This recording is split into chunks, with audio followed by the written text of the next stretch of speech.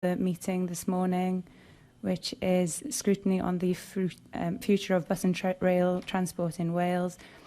We're starting with the first panel, two academics.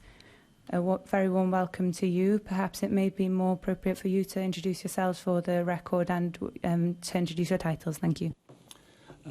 Thank you, Chair.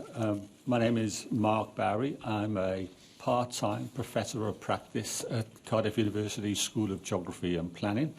I'm also, to declare, a part-time advisor to Transport for Wales and Cardiff Council on all matters transport.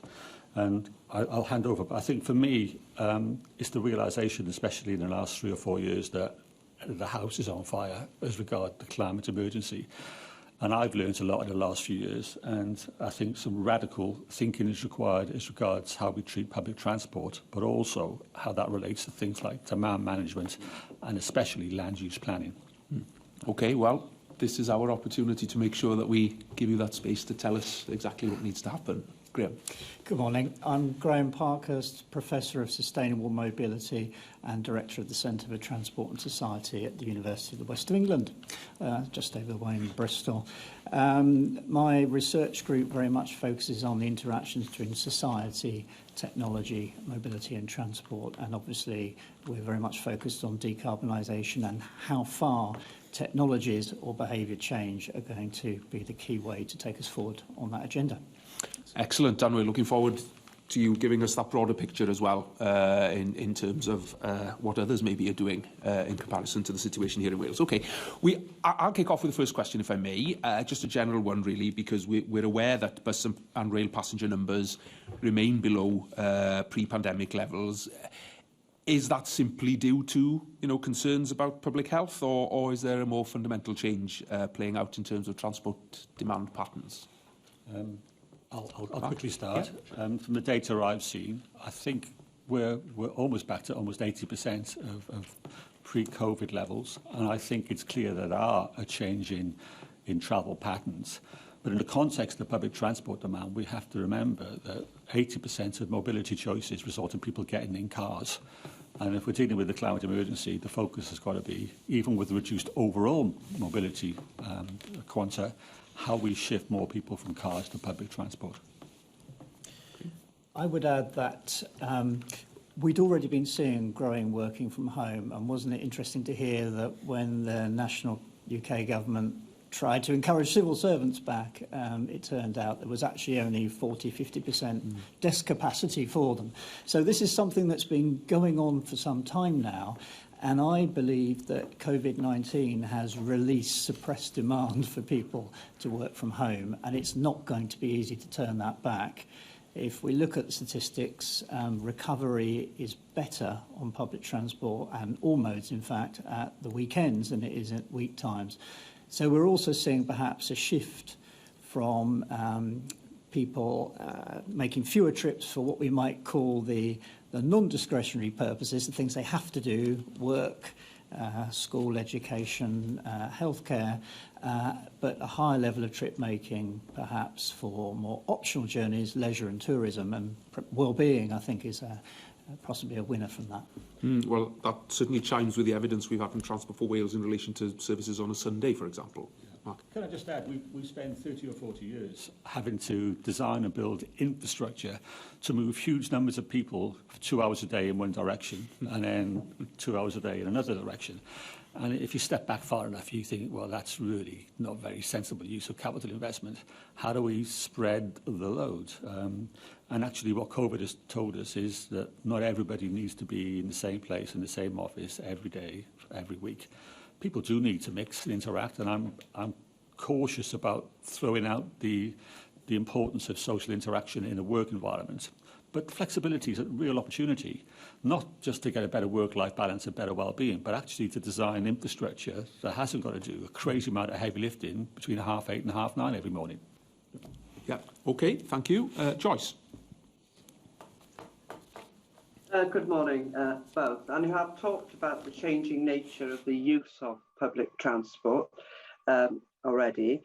So what is the purpose, or do you see the purpose of public transport going forward with a mind to those changes? And how are the providers going to cope with what is perhaps in some cases a reduced demand in some areas and an increased demand in other areas? So perhaps I can start there. I think what's going to happen is going to reinforce some of the differences between bus and rail. So bus is very much social service public transport for many people. It's the only way they can get around. And because more of the essential trips are made, I think we are seeing stronger recovery on bus. And that's likely to continue. It's rail that's the interesting one, where people, perhaps on a higher salaries in jobs where they have more control over their flexible working, that's the market that may take longer to come back or not come back. Probably depends on factors like population growth, migration, the actual numbers, when and if they return to the previous level. Yeah, I think there was a second part to the question, but I can't remember what that was now. If I'll provide maybe a different slant. For me, the opportunity and the absolute need is to, if we're taking our decarbonisation obligation seriously, we need to think about how we reduce car use by 30 or 40% in the next 10 to 15 years. And that, by implication, requires us to double or more public transport capacity. So we have to stop thinking in terms of bus versus rail. It's about how they work together, how we integrate them. In many cases, local bus services would carry more people if they were better integrated to a rail backbone that provided sufficiently frequent services. And one of the great philosophical challenges in transport planning that people are grappling with, I think, is we've had 30 or 40 years of predict and provide. People spending an awful lot of money modelling what demand might be if you tweak the dials on your demand machine. Oh, if I change the price, this is the number that people will travel. The reality is we have to mode shift. We have to get people out of their cars. We have to decarbonise the mobility choices. So we define what the mode shift targets and mode share is between the modes. And we then have to enact the interventions that deliver that. And that includes the capacity we require, the integration of the modes so they work together, not just physically, but in terms of fares and tickets and information, but also the inevitable reality of how you encourage people, in the best, using the best possible words, out of their cars. And that's going to require not just physical demand management, but fiscal measures. And I know we'll come on to that. We subsidise car use enormously. And I remember talking to Jenny a few years ago about the M4. I've gone through an epiphany. When you look at the impact of the cost of road traffic accidents, the cost of induced demand-based sprawl, it's very clear that that cost is being borne by society. And, I think in the UK alone each year it's about £20 billion through road traffic accidents and air quality issues. Why, as a taxpayer, should we be paying that and allowing drivers to go around without any heed to the cost that choice, that freedom has caused? So that's a long answer. So we have to think about these things in a joined-up, holistic way, vis-à-vis those longer-term and strategic targets that are real and won't change. Okay, thank you for that. And some of the evidence we've had has suggested certain carrots and sticks that could be used to that effect. Jenny, you wanted to come in? I just wanted to pick up on the point that you were talking about 30 to 40% reduction in car use when the Welsh Government's Net Zero Wales talks about 58% reduction in car use. So are you watering down your ambitions, or no, has the Welsh Government changed? It depends on what year. It was at 2040, I think, for that bigger target. Yeah. I'm talking in the next 10, 15 years. Okay. And one can get overstressed about whether it's 38 or 36 or 39. The reality is, the margin of error is there, but a big change is required, a much bigger change than people are perhaps prepared to really get their heads around. And that will require very significant policy impacts and interventions at a scale and maybe slightly uncomfortable in terms of policy choices than people are perhaps ready for. But we have to, if we're taking the climate emergency seriously. OK, if Joyce is happy, I think that takes us nicely on to Delyth. Diolch, Cadeirydd. Good morning. Actually, Professor Barry, exactly on that point that you've just been making, well, do you think that the modal shift targets are ambitious enough? And you've been talking about some of the uncomfortable choices or difficult choices that may have to be made in order to make sure that ambition is at a requisite scale to meet the reality that, in terms of what we need to do to address the climate emergency. What are some of those very difficult choices the government has to make, and how do you think that they could communicate that properly to the public? Okay, going back to whether the targets go far enough, from what I've seen, Net Zero Wales is a very ambitious document and sets out some quite stretched targets. I'm pretty sure, based upon the baseline numbers and assumptions that went in there, it probably overstates the amount of active travel and public transport now. And so, therefore, the gap between the reality of now where we need to get to is bigger than probably set out in Net Zero Wales. Not a huge amount, but significant. In terms of the tough choices, and Welsh Government are between a rock and a hard place, because if we're developing an integrated public transport solution, you need to think about rail and bus. And people know my views, and I was speaking for 10 years on the underfunding of Welsh rail infrastructure. To properly deliver an integrated public transport network with the capacity that provides the choice and option to not use your car, we need to invest a significant amount in our rail infrastructure as well as our bus infrastructure. The tough choices are that Welsh Government can't do all of that at the moment, and I'm sure we'll come on to that. The other thing that's very clear, given the fiscal challenges from a government perspective and Welsh Government sectoral finance, how else do you generate the revenue streams to service the kind of capital funding required? And how do you then incentivise people to use all of that capacity once you built it? And we'll come on to it. I think it's unavoidably necessary to think about some pricing mechanisms that, A, can cover those costs, but also properly reflect the costs associated with the use of cars, which for 50 years has been spread amongst all of us in a way that's resulted in 10, 20, 30, 40 years of bad decisions, not just on transport, but on planning. Graham, you were nodding. Yeah, I think in setting these targets, one has to consider also that the transport sector is becoming increasingly integrated with the rest of the economy. In many ways, we have an energy problem as much as a transport problem. So if you're talking about mode shift, it will depend on the take-up of electric transport solutions, both public and private. And do we actually have the green energy to actually power those vehicles? So I think the targets, it's right to have targets. They need to point us in the right direction, but they're going to have to be revised, adjusted as we go forward in any case, depending on the prevailing conditions. Okay, thank you. Thank you, Dalith. Janet? Yeah, yeah, are you happy? Yeah, okay, we'll move on to Janet then. Thank you. It is clear that our public transportation needs to decarbonise. However, as has been said, passenger levels in Wales are currently at an all-time low, with the Confederation of Passenger Transport stating that bus patronage is about 30 to 35% below pandemic levels. How might this impact the rate and scale of decarbonisation seen in this industry? Sure. Yes, well, Graham, would you like to start on that one then? Because you mentioned, or you touched on that earlier. Yeah, so I'm not sure that the patronage levels on public transport particularly impact on the ability of those modes to decarbonise. It's going to be very expensive to deliver decarbonisation of public transport, and the revenues from passengers will be a relatively small part of that. It's going to need big decisions by politicians to put money into that or persuade the private sector to engage in that. An electric bus is costing 3, 4, 5 times a diesel bus. You simply can't cover that difference from revenues in any case. So I'm not sure that's a main issue. My biggest concern is the rise of the electric car, possibly energy coming from somebody's home PV panel system.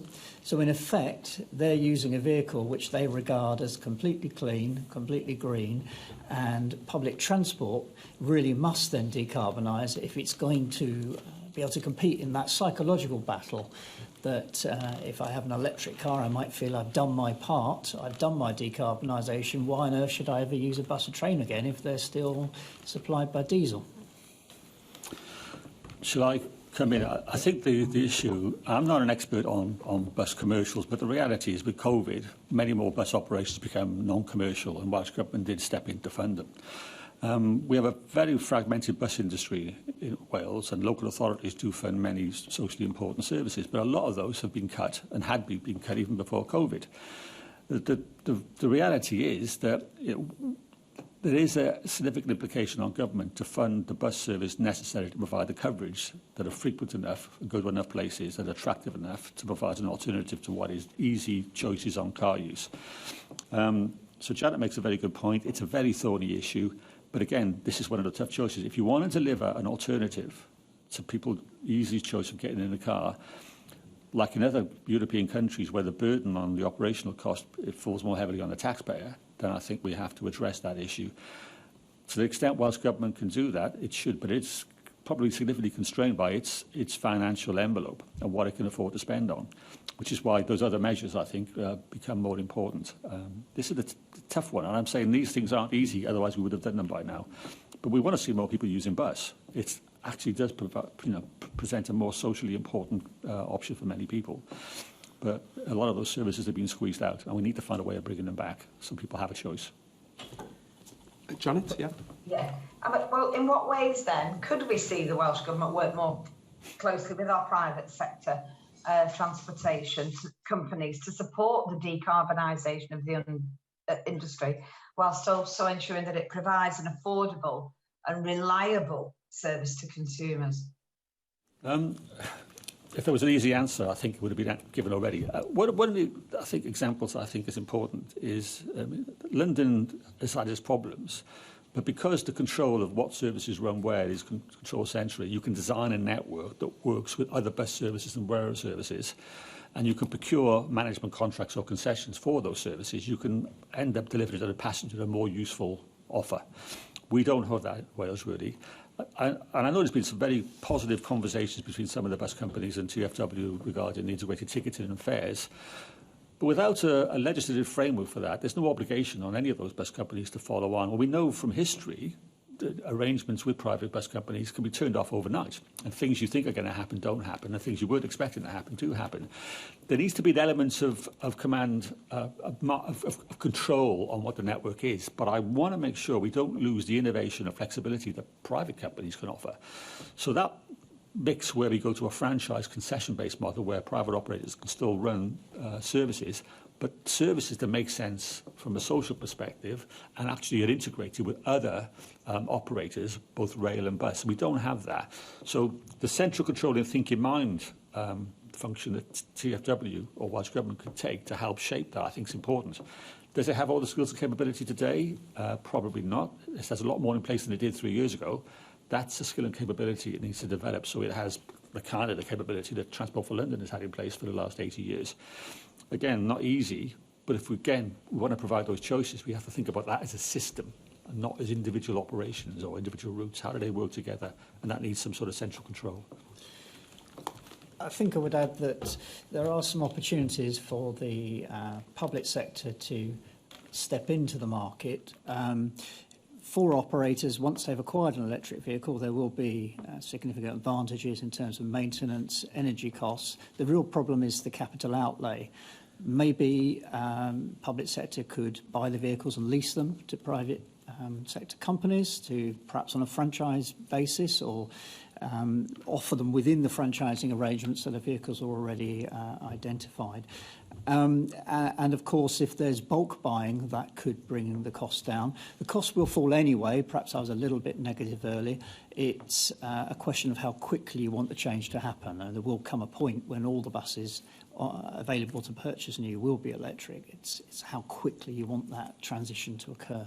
Yeah. Can I just add to that? It's a really good point on fleet procurement and fleet management. It is really unlikely that a myriad of smaller local bus companies can afford to procure the vehicles that are required to decarbonise. So there is a role. I know the conversations had, even on a hydrogen option, what organisation has the scale to be able to procure efficiently and put the infrastructure in place to manage either electric or hydrogen bus fleets? Well, probably Welsh Government. And I think the option then of providing those vehicles under the franchise or concession arrangement, who wants to bid to run the service, and here's the buses, and we've got the depot and all that in place. It's a sensible kind of, capability to think about developing. I struggle to see without that, and the point that Graham made, how smaller bus companies who are working on tight margins could ever afford the capital funding to convert their fleets into something that's more sustainable. Absolutely, yeah. Okay, thank you so much. Before we leave decarbonisation, really, I just wanted to press you a little bit. You mentioned that obviously people are going to feel that, oh, I've got an electric car, you know, I'm okay now. I'm doing my bit. Decarbonising buses and trains in itself isn't going to be enough, is it, to tackle that, I'd imagine? So are there any other sort of measures that could be sort of pursued? Well, as Mark Barry's already said, we're facing a future where we're going to have to look at how we pay for transport. With falling electric car costs, in the longer term, those are going to become more attractive. Although we are seeing higher electric energy for domestic customers, obviously currently very much in the news, so it's pushing up a bit now, the cost of electric car use. It is still relatively cheap, and there are those sources of own energy which are in effect for short journeys going to be free for the user. Longer journeys, of course, involving recharges wouldn't be. So it's going to be basically, we will see rising car use, I believe, unless we tackle this. And there will need to be some kind of road user charge. My personal view is it would be better if that was done at a strategic level, rather than relying on specific local authorities to introduce local congestion charges. We could have unfortunate effects on land use and demand for travel by different modes and different locations if it's too much focused on specific locations. The experience of the 7 tolls, for example, would give a clear indication there as to the kind of behaviours people adopt to avoid a local toll. I would prefer to see it based on a distance travelled charge, maybe reflecting congestion and the emissions of the vehicle. We also need to consider that these electric vehicles are not completely clean. It's been fairly well publicised now, the source of emissions from the tyres and the brake linings, microplastics from tyres found in the sea. So overall, we need to go back to a situation where we're trying to reduce the need to travel, particularly by car, and I saw that was very strongly featured in the Welsh plan, so I thought that was very positive. Providing alternatives and seeing the car as the tool of last resort, perhaps, for the journey, not the immediate response for every first need. Just a quick addition to that. Someone I'm sure will correct me if I'm wrong, but I think the fastest growth in the car sector is for diesel SUVs. Even though EV take-up is growing, and that's disappointing. And as a little anecdote, I was over in Canton on my bike a few weeks ago, and I went past an EV charging point, and what was plugged in I can best describe as a small military vehicle. The problem, of course, is many cars are getting bigger and heavier, so any benefit you get of trying to electrify its traction is lost because you have to move around, 50% more weight or whatever, which is, the key metrics are energy required to move a vehicle and space required per person to move you around a constrained urban environment. And in all cases, cars and biggest cars act in exactly the opposite direction we need to be moving. Okay, yeah, thank you so much. Right, we'll move on to Hugh then. Thank you, Chair. Let's dive a little bit deeper into this, and I want to look at this issue of modal change here. Professor Barry, some of your previous comments, and you've touched on it today, that there's no getting away from the need for demand management to help reduce car use and car dependency. And Professor Parkhurst, you've commented previously on in respect of the legacy of COVID, that enhanced opportunities for policy to influence travel behaviour do exist, but the window of opportunity is limited. So in respect of those two comments and your wider thoughts, what is the way in which we really achieve this modal shift to public transport? And would this vary by mode and market? So, for example, between rural and urban, or commuter travel versus leisure travel, and so on? I'll start, if I may. If you focus on decarbonisation, the biggest impact you can have is in the most densely populated areas, getting people out of their cars for those ridiculously short trips of 1, 2 or 3 miles. So for me, if there's going to be any stick, you wave it more vigorously in places like Cardiff, Swansea, Newport, maybe Wrexham, where the choice or the alternative to a car is harder to deliver. in rural areas, then I think any punitive measures need to be very minimal. I think you have to be fair and considerate about what people's choices really are. It also means where you invest needs to reflect where you can have the most impact. And this is not going to be popular in every part of Wales, but if you want to decarbonise quickly, you have to decarbonise in places where you can get the most people out of their cars most quickly, and that's going to be in the urban areas. Getting back to the philosophical point, we need to start conveying this not as a charge, but as a reduction in a discount that people have enjoyed subconsciously for 50 or 60 years. Cars are not free to society. Cars have a cost, the externalities.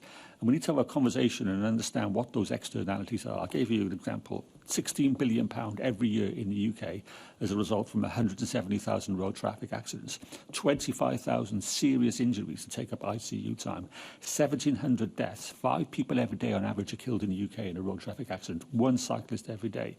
You add 20 to 30,000 premature deaths because of poor air quality, cost another £4 billion a year. You then look at induced demand-based sprawl and the development of stuff far, far away from where people can get to with less to get in the car. These are real costs. They're not just fictitious things made up. And actually, people need to understand if you get in a car, you have actually an obligation to take on board some of those costs rather than dump it on everybody else in a way we have done for 50 years. So that's a philosophical and political conversation that needs to happen. And people need to be exposed to that reality.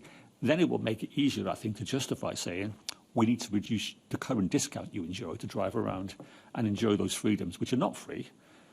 They have a cost, they have an impact, and all of us. And I came to this late. Once you really dig into this, it's very clear that cars, I believe, have caused an enormous amount of damage to society. And we'll come on to the decline of high streets later and the out-of-town phenomenon. They've done so much damage, and we've carried on, and we can't carry on. We have to significantly change our relationship with the car in a very fundamental and visceral way, I think. So I agree that urban areas are the quicker wins and we should start there, but I don't believe we can ignore suburban and rural areas as well, particularly in Wales, which has got a very large rural population and very high rural car dependency. There was some analysis done in the 2000s for UK Department of Transport which showed quite clearly that the majority of carbon emissions from cars come from medium-range journeys, because they're fairly high frequency and fairly long. So we really do need to tackle those journeys into the towns from rural areas and between the rural towns if we're going to tackle this problem. So I believe we need to encourage a strongly integrated rural transport system, which does include cars. We're simply not going to be able to do without them. But we have to establish the principle that people are encouraged to drive to the nearest available public transport node and transfer at that point. I wouldn't want to see huge car parks across our rural landscape, but they could be fairly low density, a few spaces at different stops. And we need to exploit the digital technologies to allow us to do this effectively, maybe having demand responsive transport, which I've also seen feature strongly in the Welsh strategy. But simply making it cheap, I think, wouldn't be enough. I think you could make it free and people would still choose to use their cars for convenience reasons. So there has to be some kind of incentive to do that. And so probably this national road pricing system, which we're moving towards, would have to cover rural areas as well, even if it might provide discounts for particular locations with poor public transport. But flexible transport to enable us to get to places without having to run lots of empty buses all day because we've promised a timetable whether or not anybody's there to turn up to use them. Can I just quickly add on the demand management and road pricing? You're probably aware that the Westminster Transport Committee submitted its report on road pricing to the Westminster Government in February. And it was clear in the detail that it does two things. One is it's going to fill the enormous hole in the Treasury's revenue budget and tax take from fuel duties in the next 15 years. So the Treasury are already looking at this, even if no one's talking about it. And secondly, they recognise that it probably is going to be a very useful tool to help encourage people not to use cars as much as they currently do. The risk for Welsh Government, of course, is unless we do something in Wales in terms of grabbing that revenue stream, it will be grabbed and controlled by the Treasury, and we'll be in the same situation we are now in terms of trying to get the funding we need to invest in the infrastructure and the services, as we have done for the last 30 years. So if we're taking this seriously, I think Welsh Government needs to act and be ahead of the curve, or it will be done to us in a way that restricts our ability, I think, to invest in the kind of infrastructure and services that we need to think about to hit our targets. Clear messages coming through. Hugh, did you want to pick up on anything? Or no, that's no? Okay. Really comprehensive. That's very good. Yeah. Thank you very much. Delith, you wanted to come in? Yeah, diolch. Yeah, I find this fascinating in terms of the behavioural shifts that need to be made. We've had some, we've got a suggestion, some evidence from some public engagement work that's been going on about perceptions of different modes of public transport as well, and how they may differ, and how there may be more negative views over some forms of public transport as opposed to others. Yeah, Professor Parkhurst, you were talking earlier about the psychological battle that people go through when in relation to electric cars.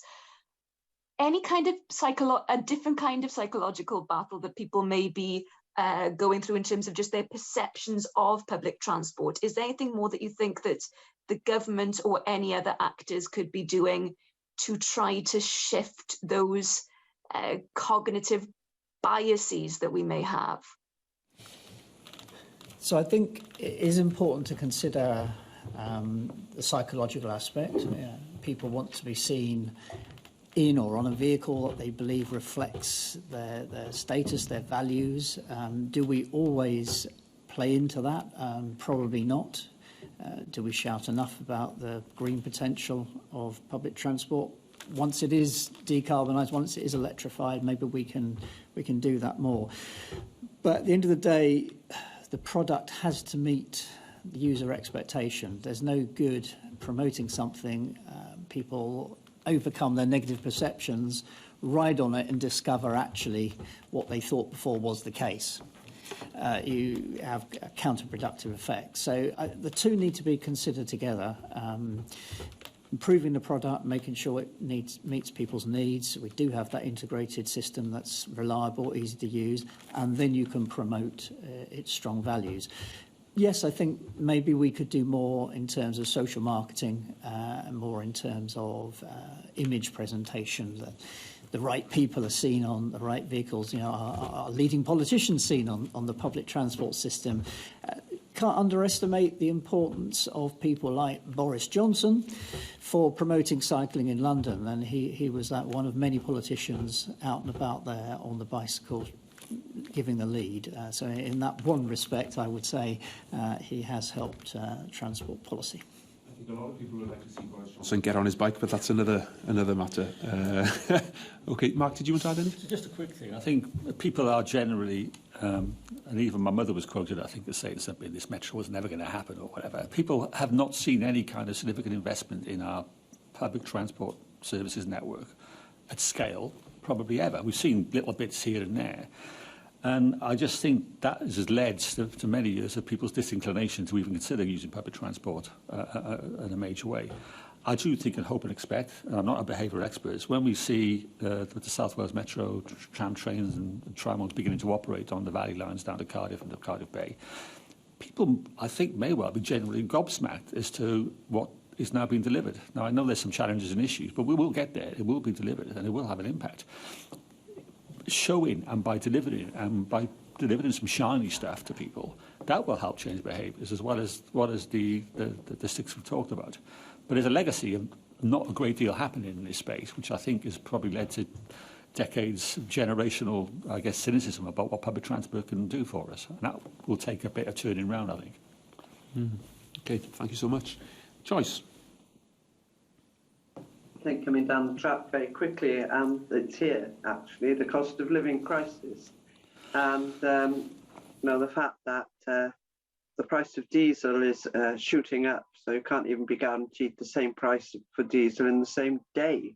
So, and that's hitting everybody. That's the providers of transport, the users of fuel. So, how can policymakers, in your opinion, and operators respond to something that is completely out of their control? So it seems at the moment, according to some messages coming from some parts of government. And how then do you think that we can have this change that we're talking about, going from your private car to public transport? And are there opportunities here out of some good coming from what is a really testing situation for most people? Well, there have been some specific policies applied to this kind of problem in the past. Car scrappage schemes. There have even been more sophisticated versions where you could get a free public transport pass for months or a year if you decide to scrap your car. So there may well be people who are on the margins of car ownership, and this is going to tip them over the balance, and they might look for other opportunities. For the operators themselves, I think it's going to be extremely difficult. They already buy the fuel as cheaply as they can in bulk purchasing. Ultimately, I think there's going to have to be government assistance to meet the difference, or fares will go up. That's a simpler fact. I've got a copy of the summary headline statements from the 6th assessment report from the IPCC here, and I'll read this sentence. The 10% of households with the highest per capita emissions contribute a disproportionately large share of global household carbon emissions. Now, that says those with the most contribute disproportionately the most in terms of the damage to the environment. That requires a fiscal response, in my view, and if we want equity and inclusivity in the public transport offer, then there needs to be some redress in terms of how we fund that in relation to where most of the emissions come from. I think you hear what I'm saying there. Does Welsh Government have the tools to do that? Probably not all of them. And this is why this is a bigger issue. And people need to take seriously that the emissions we're seeing do weigh heavily upon those with the most. But the costs and impacts of it is being borne by those with the least. And that is a fundamental political challenge that requires some very innovative fiscal thinking, in my view, that we're not quite in that place yet. Thank you. Thank you very much. Janet.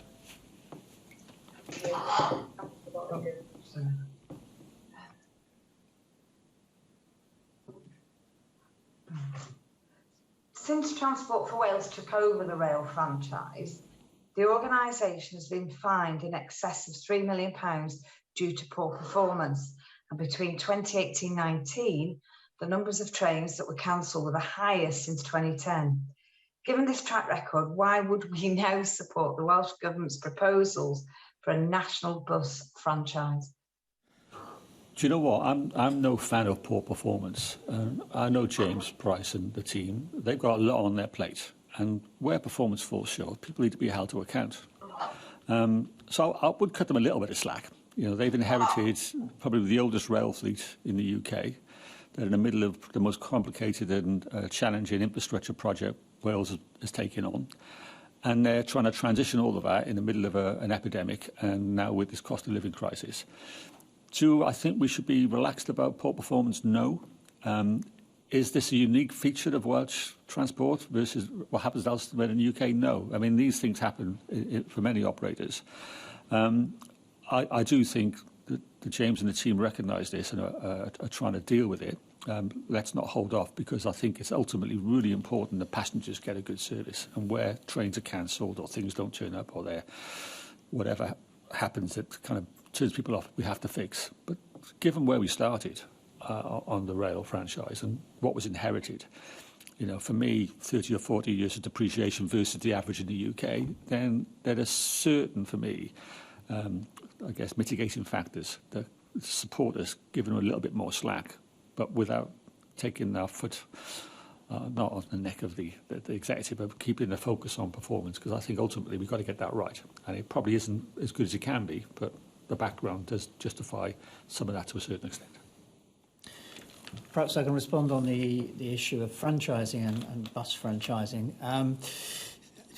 My personal view is neither strongly for or against franchising. I think you can point to examples where franchises have resulted in very good services. You can also identify particular cities where the deregulated arrangements have worked pretty well.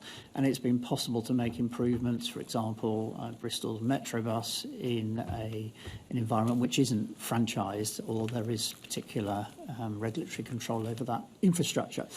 I think the key point is if you want to undertake franchising to have that stronger public sector control, one has to accept that the risks will come with it and the higher costs will likely come with it. I mean, the private sector is good at pushing costs down.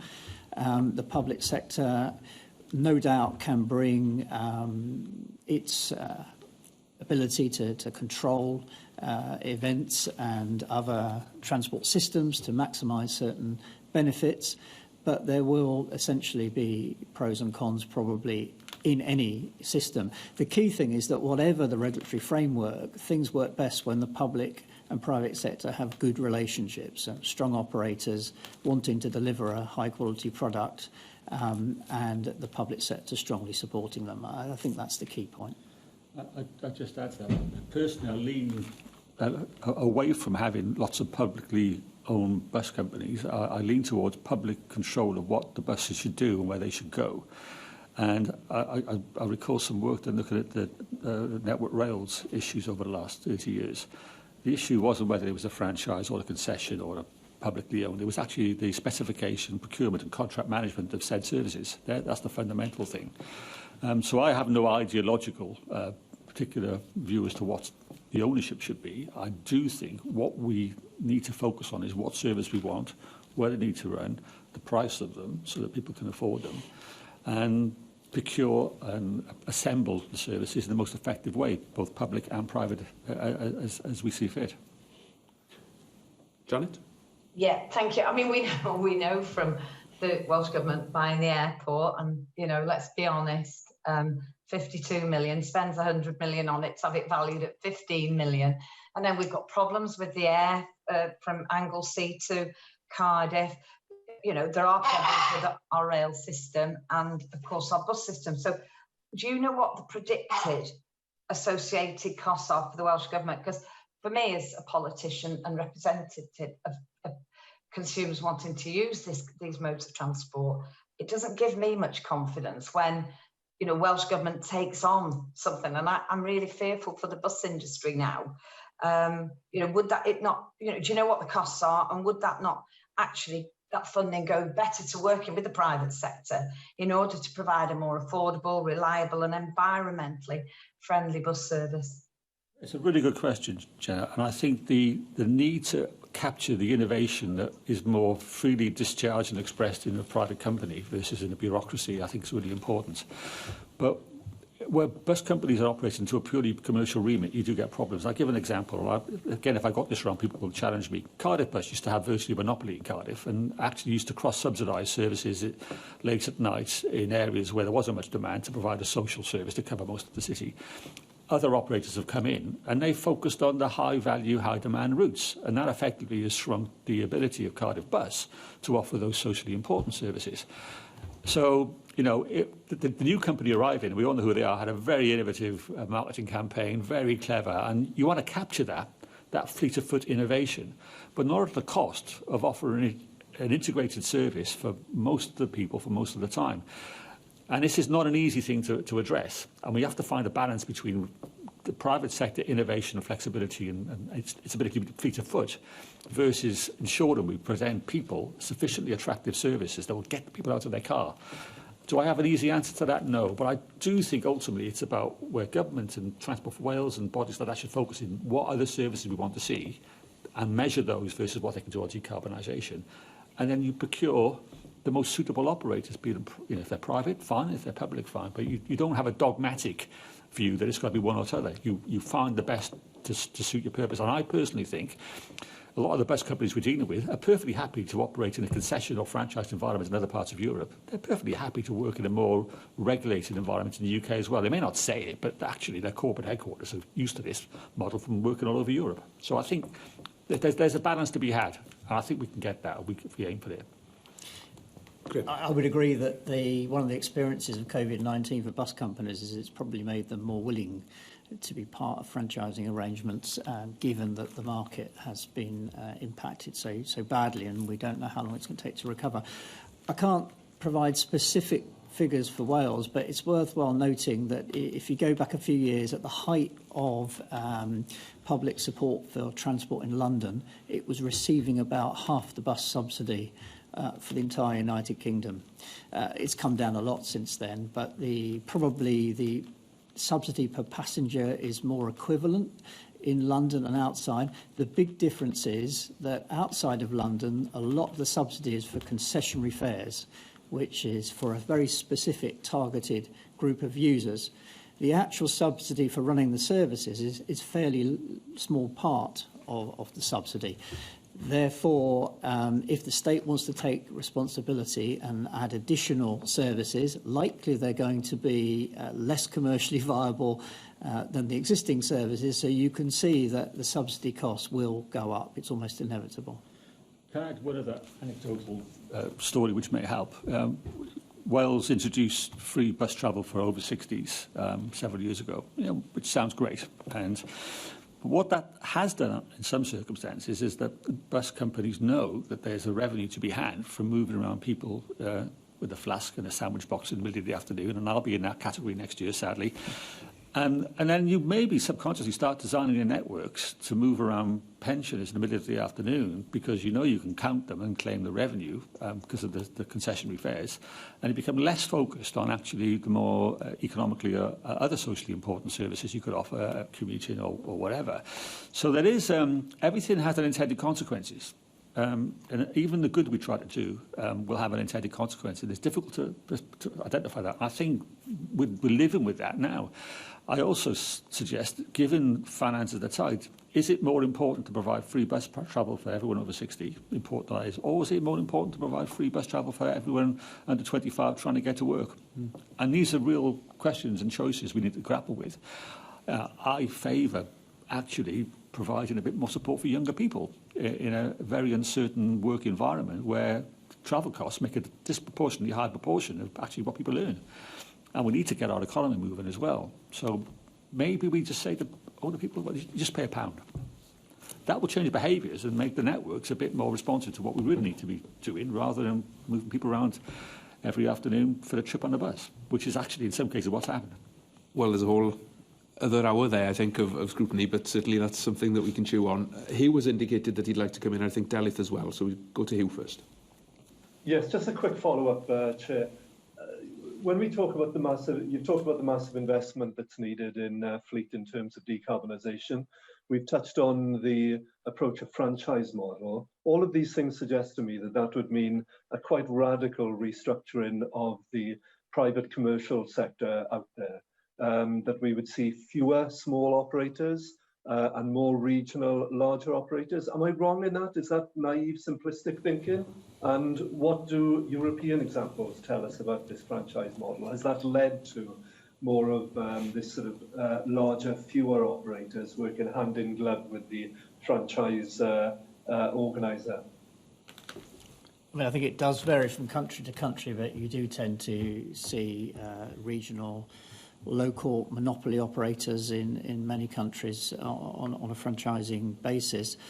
I mean, there are cases in the past where smaller operators have collaborated with larger operators. Maybe they can team up to bid for franchises together. Maybe there are particular advantages if a small company knows a particular rural area well and its customer base. It might then collaborate with one of the larger ones. It doesn't seem to be inevitable there's no future for small bus companies, but I agree one of the problems is that it's very hard for small companies to invest in change and have the technical capacities to undertake this transition that we need. So can I just say, because one of the comments that was just made a moment ago by your colleague was about innovation. Sometimes we do see innovation coming through where very small local operators will run routes that are simply off the track for either a larger operator or even for subsidised services currently with the local authority, and they'll step in. We lose that innovation then when we move to a franchise model and we move to systems that favour larger operators or amalgamations of larger operators? A couple of things. You could do if you only ever procure big, huge, humongous services. If you actually target smaller services and deliberately design a procurement around what a small operator could do, and you can provide via your fleet capacity the vehicles, then maybe you could still allow smaller operators to play a part. The other challenge, of course, is the word transition has come up. Transition is what we need in everything we do in our lives in the decarbonisation world on mobility. And whilst we have this transition where we need to go from all diesel fleet pretty much to an all-electric fleet over the next 10, 15 years, there may be more difficulty in providing this space. But once we're through that transition, there's no reason when there's more lower-cost vehicles that are decarbonised available and more accessible to smaller operators, then we can't support that then. But I think what you do in the medium term is, in your procurement of services, you actually carve out a certain amount of the totality to protect and enable that innovation where it exists. But it will be difficult because there's going to be this capital cost for fleet transition, which is best borne at a larger scale, probably by government. Thank you. Delyth? I'm aware of time, Chair. I'm happy to move on. It's okay, Jill. Okay, can I just ask a quick one then? In terms of moving to the bus franchising, do we really have the capital resource and the expertise and the personnel and the skills on the ground to deliver what we're aiming to deliver? We didn't have any skills on the ground to start the Wales and Borders franchise procurement 10 years ago. But look, we're doing it. I think someone said a great quote. If someone offers you a chance to do something, you do it, and you have to learn on the way. And I think we're in a situation with the climate emergency and the change required. We have to just get on and start doing things, even if we don't get it all right all the time, because we have to change and we have to start doing these things differently. Yeah. Okay. Thank you. I just want to stick with buses for a minute. Sure. Earlier, Professor Parkhurst, you said that electric buses cost 3 times more than diesel buses. But so therefore, it wasn't possible to afford them if you're a small company. Could you just say a little bit more about why that's the case? So the vehicles themselves are currently much more expensive. The battery packs are extremely expensive. It's because it's a new technology. You often need to re-equip your depot. It's not just the cost. Do you have the space in your depot to run both electric and diesel buses? It creates handling problems. If you imagine your bus depot that at night is completely full of buses that you need to refuel, clean, and now you need to charge some of them as well. You've possibly only got 1 or 2 chargers because they're so expensive. When we were doing some work with First Bus in Bristol on a prototype bus, they had to replace a charging cable that then cost them £11,000.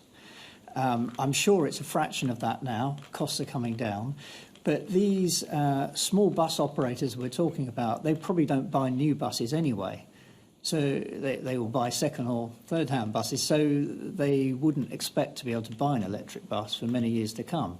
That's why I think it's so important that we provide some way that those companies can transition whilst not having to face those capital costs. And by the same way, we're seeing exactly the same problem in the freight sector, where there are small HGV operators who would tend to buy second-hand vehicles and they couldn't expect to get an electric lorry. Well, they don't even exist yet. It will be 20 years probably before they could buy those at the current asset value costs that they can afford. So leasing could be one way forward. Okay, but for example, Cardiff Bus and Newport Bus have both acquired electric buses through a grant from the Department for Transport. Why would it not be possible, in theory, for a smaller company to also apply for those sort of resources? Yeah, they could if they've got the depot capacity to deal with it, and they can got a sufficient electric supply for their depot. That there would be various barriers. Often they're happy to stay with the technology they know. They don't want to have to retrain managers responsible for maintenance, that kind of thing. So it's not just cost. There are various other barriers as well. Okay, but the price of diesel going up obviously is a... Yeah, that's going to incentivise them to switch. Okay, we need to move on then, please. Fine. Yeah, okay, I just want to move on to rail then, which is what are the opportunities and threats of the UK government's proposed rail reform, including the creation of this Great British Railways. So moving from ending franchising to a fee-based concession approach, what are the implications for Wales? I think it's a couple of things for me. I think the principle have involved vertically integrated operations where the services are linked to the track and the management of, and there aren't these artificial legal barriers between organisations is good. It's helpful. For me, though, it's all been done based on how the world looks from Whitehall and the DFT and Marsham Street. And the issue for Wales is not whether it's vertically integrated or not, is whether we've got enough money to invest in our network, to expand the network capability so we can operate more services. And yeah, I'm not going to go over it over again. I've spoken at length at Westminster on this issue. Wales has been poorly served by the rail industry ecosystem for 30 or 40 years in terms of investment and enhancement funding. Until that's resolved, we are not going to be able to deliver our decarbonisation objectives because the rail investment required provides the backbone services that actually a lot of our bus services will integrate with. An example is, the North Wales main line. We've still got some Victorian signalling up there. The South Wales main line is not a main line as you would describe it in the rest of the UK. So it's almost like, I don't care how you organise yourselves in terms of vertical or horizontal or tangential or what. We just need some funding. And the current system is and has and will continue to fail Wales unless there's proper devolution of funding powers. I also would add, if you're in transport for the North, you probably feel in the same way because they've just had their responsibility for Northern Powerhouse Rail taken off them back to the DFT and Marsham Street. The UK is very, very centralised in terms of that big capital spending decision-making, and I think there's a fundamental constitutional issue underpinning all of these problems. In that capital spending per head in the UK is far higher and has been for decades in London and the south east of England. That has a long-term impact on the efficiency of the economy elsewhere. If you don't invest in your capital infrastructure, your welfare costs go up, and I think that is fundamental. And if Wales wants to decarbonise, it needs those powers and that access to the kind of funding that we can only dream of that we've seen in London in the last 50 years. London's a lot bigger. I support Crossrail. But, we got issues like Cardiff West, getting a new station takes forever. We've got some real serious challenges. The CVL and the metros are a chink, a way of moving forward. But if we can't change that, you can organise all you want in Westminster. It won't help us in the slightest. So how do we resolve these procurement and contract management issues that you have spoken about? Getting back to Transport for Wales, they are, with the core value lines, now in a position to specify what they want, what services they want. I'd prefer that they were decoupled from the main line network and de-designated so we're not constrained by ORR decisions to the extent we are now. So there are opportunities, and we have a capability, nascent in some cases, to do a lot more within Wales. There are clearly major cross-border issues on managing rail infrastructure, but any mature adjacent countries manage those in very professional ways with an equitable involvement from both parties. What tends to happen, and there's no disrespect from very capable officials at Westminster or the DFT, Wales is halfway up page 2. We hardly ring the bell in terms of what are we going to do because you're so busy dealing with the bigger, shinier projects elsewhere in the UK. And until that's resolved, we're always on the back foot in terms of the funding required. Yet TFW could, I think, in the next few years, develop into the kind of organisation that could take on much more of this responsibility. There's a lot to do, and it's got to focus on getting the core value line sorted out, and I don't want to distract it too much, and I have a tendency to do that. But there is an opportunity for Wales to do things differently and spread its responsibility over more of the network, and a way we can then integrate it much more overtly with our bus services, which we have struggled to do. I feel this might have to be the last question, Jen, because we're running out of time. Okay, all right, so you've talked about, quickly talking about the metros. You've talked earlier, Professor Barry, about grabbing the road pricing opportunities before the Treasury does. Is this something that the Metro could seize on? Well, there's two things here. Metro, and you know, I helped set up the Metro programmes around Wales. It's about bringing forward the right kind of strategic schemes, rail and bus, and active travel in a coherent way, which is what TfW are doing. They're the body now that's got the kind of the thinking of what these metros should look like. The bigger challenge on the demand management, I think, goes beyond TfW's remit. And this is still the Welsh Government policy area, I think, about what are we going to do on this? How are we going to encourage people out of their cars? How are we going to deal with the fact we don't perhaps have all the powers and Westminster, that perhaps officials may recognise this is coming, but politically it's not something that people are talking about. So I'm not sure how we resolve this. And maybe then we have to think about proxies. Things like workplace charging, higher business rates for out-of-town development. And we haven't talked about, you know, land use and sprawl and the impact of the huge out-of-town car-based estates we have in retail, in office and in public health services.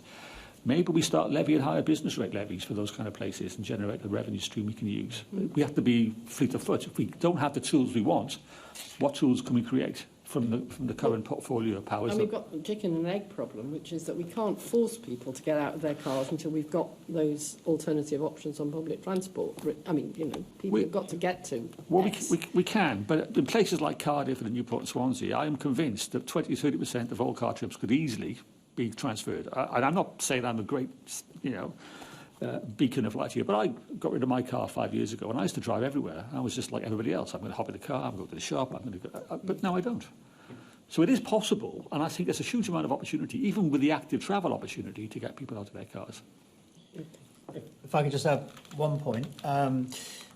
With this greater home working, which is indeed a policy objective in Wales, and I think that's the right thing to do, but we have to bear in mind that that has been associated with people living further from work. So if you're travelling fewer times a week, you're much more prepared to cope with a longer commute. And COVID pushed people a bit from the cities. Maybe it's a temporary effect, this sort of hard to define concern that rural areas were somewhere cleaner and healthier. Of course, they are in some respects, but not that our urban areas are so awful, to be honest. They're much cleaner than they used to be. So unless there are some fiscal or regulatory measures to manage this push to suburbanise and move to rural areas, I think we will see possible reversal of the positive urbanisation trends of the past decade or so. Okay, could you just say why you think mobility as a service is a potential game changer? Because for the first time we can start to address, using technology, some of these problems with different transport operators collaborating by offering integrated services. Fundamental problem is if you sell somebody an integrated bus and rail ticket, how do you know exactly which services they use? How do you know how much revenue should go to each of those operators? You can get around that by just doing what they do in London, where Transport for London underwrites the cost. There's a cap and they worry about the cost. But outside of London, it's a real barrier, because if individual operators don't recover the right revenue, then they go out of business. Mobility as a service, and the technology is potentially behind it. There are things like blockchain, which enable auditing of particular services. They're not without their problems. They use a lot of computer capacity, and some of that can be carbon generating, but they do at least offer a way in which operators can take part in a platform of mobility services with some confidence that they will actually recover their costs of participating and make a reasonable profit on it. Thank you.